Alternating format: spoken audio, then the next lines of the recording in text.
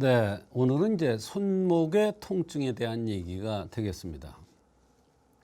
우연하게 어느 곳을 쳤는데 손목의 통증이 시작돼서 이것이 잘 안 낫는다. 또 무리하게 무엇을 들고 나서 손목의 통증이 시작됐는데 잘 안 낫는다. 또는 그런 어떤 원인도 없는데 손목의 통증이 시작돼서 아무리 검사를 하고 아무리 치료해도 잘 치료가 되지 않는다. 이런 사람들이 꽤 많습니다. 한의학에서는 손목의 통증을 치료할 때도 그 사람의 생긴 모습과 주변의 증상, 또 앓고 있는 병, 또 무슨 약을 먹고 있는지 주변 환경 등을 살펴서 손목의 통증의 원인을 정확하게 찾아서 치료하는 것이 한의학적인 손목 통증의 치료입니다. 손목 통증을 치료할 때도 그냥 진통제만 쓰는 것이 아닙니다. 왜 통증이 시작됐는가 하는 것을 밝혀낸다 이런 얘기예요. 그래서 이런 손목의 통증을 치료하기 위해서는 여러 가지 관점에서 팔다리의 이치를 알아야 되겠습니다. 한의학으로 보는 손목의 통증에는 이제 건초염이나 손목 하수, 이건 통증은 아니지만 무력해서 잘 쓰지 못하는 거죠.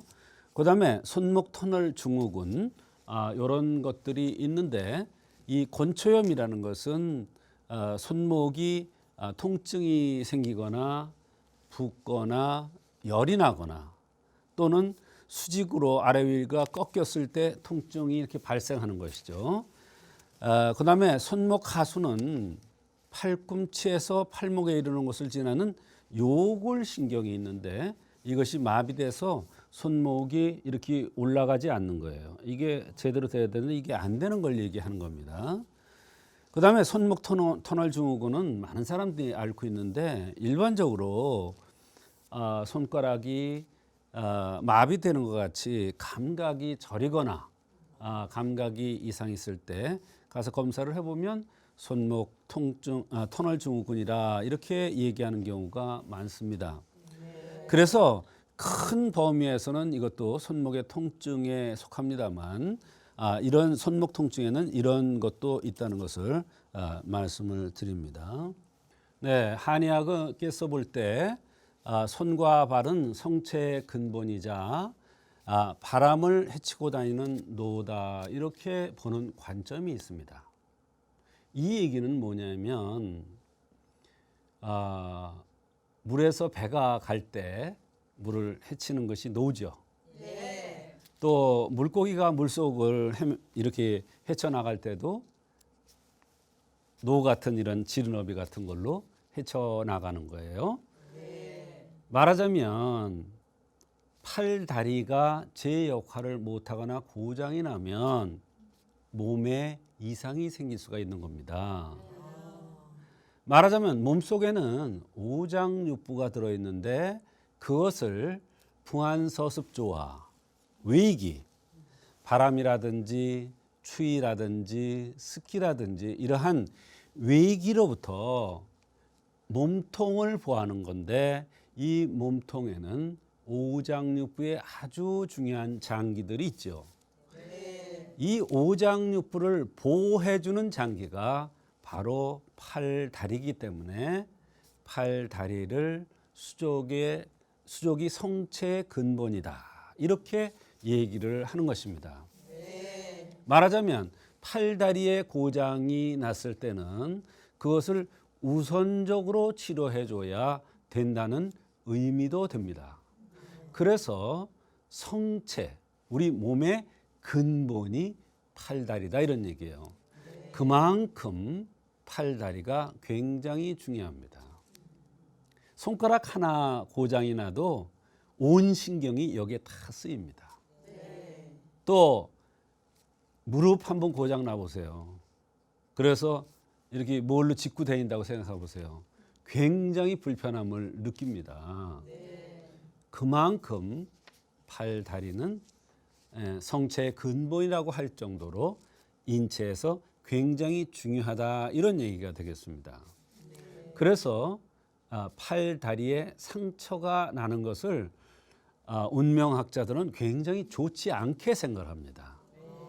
그래서 일부러 거기다 상처를 낸다든지 이러는 것은 정말 하지 말아야 될 그러한 사항이 되겠습니다.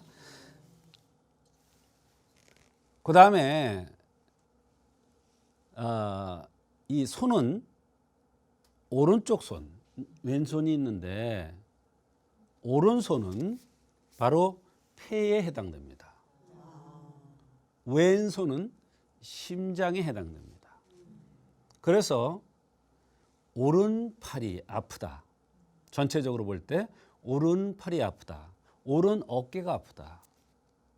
이것은 호흡기 계통과 연관되는 경우가 많이 있습니다. 큰 테두리에서 볼 때는 이렇게 보는 관점도 있어요. 또 왼쪽 팔이나 왼쪽 어깨가 아픈 것은 심장과 연관되는 경우가 많습니다. 오른쪽 팔이 아픈 경우는 폐와 연관되기 때문에 폐와 연관된 이마에 주름이 많다든지 얼굴이 흰 사람이라든지 이런 사람들이 호흡기가 약하고 폐가 약하기 쉬워서 오른팔의 고장이 잘 생긴다고 얘기할 수도 있습니다. 또 웃을 때 눈가에 주름이 지거나 얼굴이 붉거나 얼굴이 잘 붉어져요. 이마가 톡 튀어나왔거나 눈이 동그란 사람들은 심장이 약하기 쉬운 사람인데 그런 사람들이 왼팔이 아프다. 이러면 이거는 심장과 연관돼서 아픈 통증일 가능성이 높다. 이런 얘기도 됩니다. 그래서 꼭 이렇게 보는만 봐야 되는 것은 아니고 여러 관점이 있기 때문에 인체라는 것은 너무나 신비하기 때문에 여러 가지 관점에서 살펴봐야 하는데 이렇게 오른손을 폐, 왼손을 심장이라는 차원에서도 보기도 한다 이런 얘기예요. 알았죠? 네. 그 다음에 팔다리는 비위와 연관됩니다. 어떤 사람은 이런 얘기를 해요. 밥만 먹고 나면 팔다리에 힘이 쭉 빠진다고 그래요. 밥만 먹으면 졸립다고 그러는 사람들 중에서 밥만 먹고 나면 팔다리가 노곤해지고 쭉 처지는 것 같다고 그러는 사람이 있어요. 이것은 비위에서 제대로 팔다리를 관장하지 못하는 거예요. 우리가 체했을 때 위장장애가 났을 때 팔다리에 따지요. 마찬가지입니다. 비위는 사지 팔다리를 주관한다. 이런 이론에 합당한 겁니다. 이런 이론과 연관이 있는 겁니다. 그래서 우리가 소화가 잘 되고 안 되는 것을 손바닥의 상태를 보아서 알 수가 있는데 손바닥에 땀이 나는 사람이 있어요. 이런 사람들은 바로 위장에 장애가 있을 때 위에서 진액이 손바닥으로 새 나오는 현상입니다. 그럴 때는 손바닥에 땀 나는 것을 없애는 치료를 하는 것이 아니라 비위를 좋게 해주면 바로 손바닥에 땀 나는 현상이 없어질 수도 있는 것입니다. 이와 같이 팔, 다리는 비위와 연관이 많습니다. 또 비위와 연관이 많다는 것을 또 뭘로 알 수가 있냐면 우리가 식사하고 나면 팔다리를 흔들면서 걸어라 이런 얘기를 해요. 제가 항상 강조하는 섭생법 중에 하나가 식후에 꼭 걸으십시오 합니다. 근데 그때 가장 좋은 것은 팔다리를 흔들면서 걷는 게 가장 좋습니다. 그때 제일 좋은 것은 신발을 신고 땅에서 걷는 게 가장 좋지만 그럴 여건이 되지 않으면 제자리 걸음이라도 팔다리를 흔들면서 하면은 위장 장애가 오랫동안 있는 사람들이 굉장히 많은 효과가 있고 좋은 그 섭생법이 되겠습니다. 그런 사람한테. 자, 그러면 이런 관점에서 볼 때 손목에 통증이 왔을 때 대표 처방이라고 이렇게 해놨습니다. 사실은 손목의 통증의 대표 처방은 이게 대표되는 처방이지 꼭 이것이 손목의 통증에 꼭 필요한 이러한 처방은 꼭 아니에요. 그때마다 다르기 때문에 그렇습니다. 그러나 굳이 얘기한다면 손목 하수 이것은 비위와 연관되기 때문에 그런 차원에서 보면 이공산 이게 위허약이거든요. 이 보증이기탕도 바로 위장의 기능이 약해져서 손목에 마비가 오거나 손목에 통증이 왔을 때 쓸 수 있는 처방이에요. 그런데 이 이공산이라는 처방은 얼굴이 둥글럽적하고 넓적하게 생긴 사람한테 주로 손목에 통증이 왔을 때 많이 이용하고, 이 보증이탕은 코가 길고 얼굴이 갸름하게 생긴 사람, 특히 살결이 흰 사람이 손목의 통증이나 손목의 하수, 마비 같은 것이 왔을 때 우리가 응용할 수 있는 처방이다, 이런 뜻입니다. 또 발목 하수라는 건 뭐냐면 발목이 이게 굴신이 안 되는 거예요. 그래서 그럴 때 술을 많이 드는 사람의 경우에는 대금음자에 의해서 발목 하수가 치료될 수 있습니다. 이 대금음자라는 것은 바로 위장 기능을 좋게 해주는 거예요. 주독을 풀어서 위장 기능을 좋게 해주는 거예요. 그래서 음주 과다에 의해서 발목 하수가 왔다 그러면 대금음자도 또 필요한 겁니다.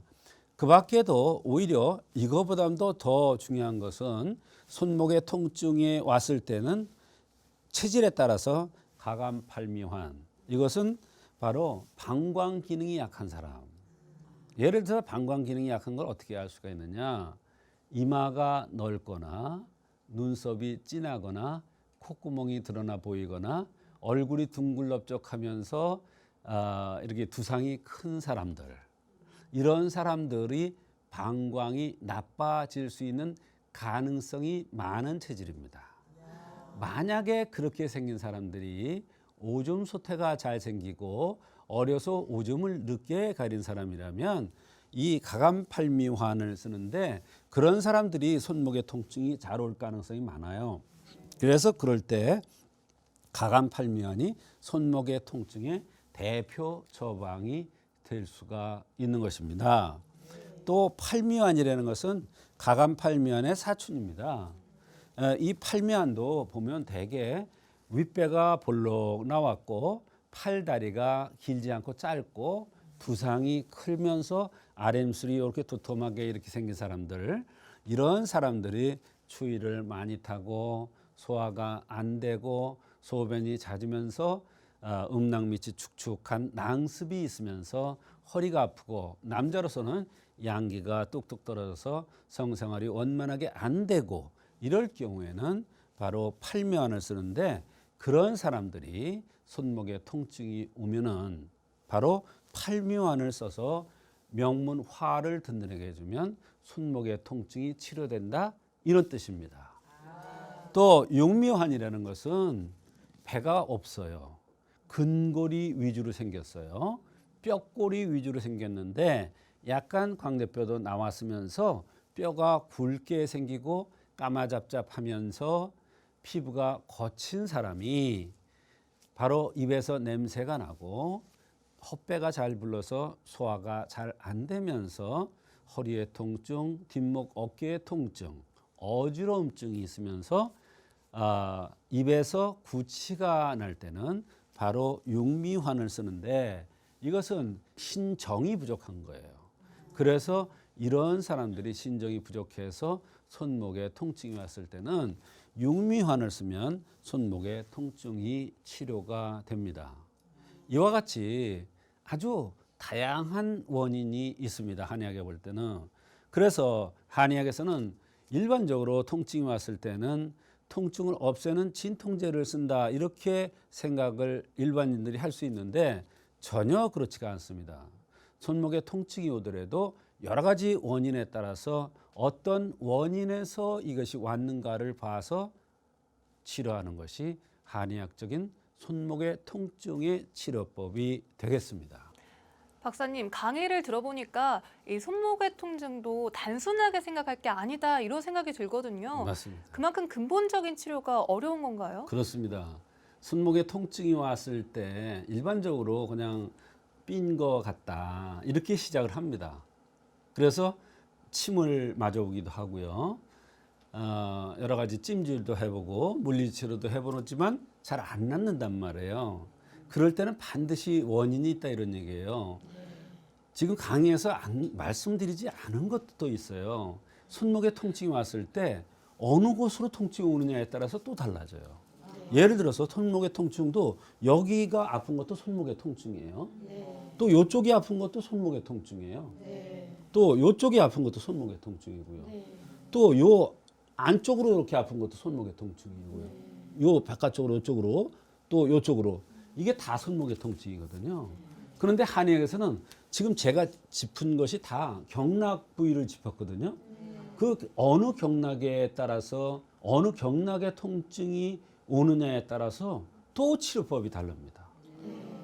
아까는 생긴 모습에 따라서 나타난 증상에 따라서 치료법이 다르다고 그랬는데 손목의 통증이 어느 곳으로 중심에서 통증이 오느냐에 따라서 달라진다 이런 얘기예요.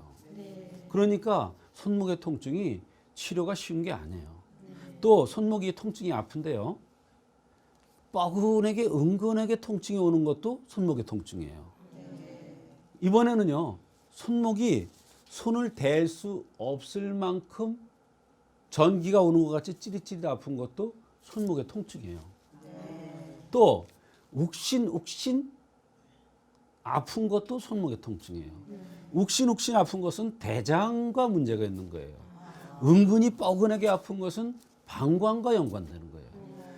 전기가 오듯이 따끔따끔하고 찌릿찌릿하게 아픈 것은 소장과 연관되는 거예요. 이와 같이 손목에 통증이 오더라도 그 원인이 다양하기 때문에 아주 손목의 통증도 다양해서 그 원인을 정확하게 찾지 않으면 치료가 안 되는 경우가 너무나 많습니다.